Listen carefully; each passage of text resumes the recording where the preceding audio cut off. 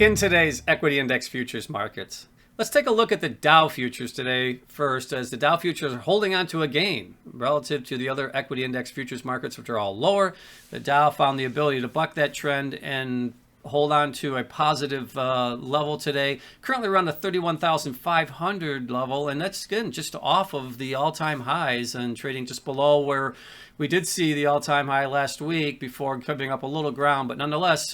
hanging in there and holding up near all-time highs. Some of the factors, I think, why we're seeing the Dow futures outperform the other equity index futures markets today, this rotation trade becoming more prevalent, a little bit more pronounced here, particularly today, as we're seeing, I think, the cycling of sectors within the market starting to shift as the expectations are for the economic structure to continue to move towards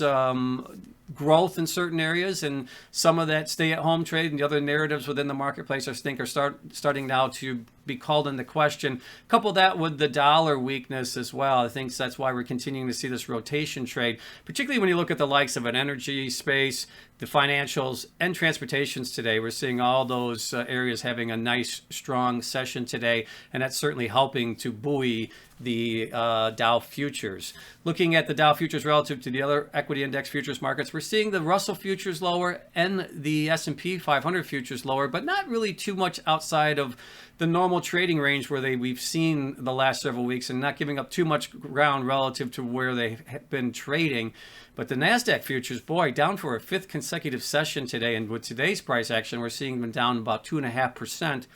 And we look at it from a relative standpoint, this is the lowest level for the NASDAQ futures going back to February 2nd. So we're seeing basically the NASDAQ futures at 1 month lows after today's price action.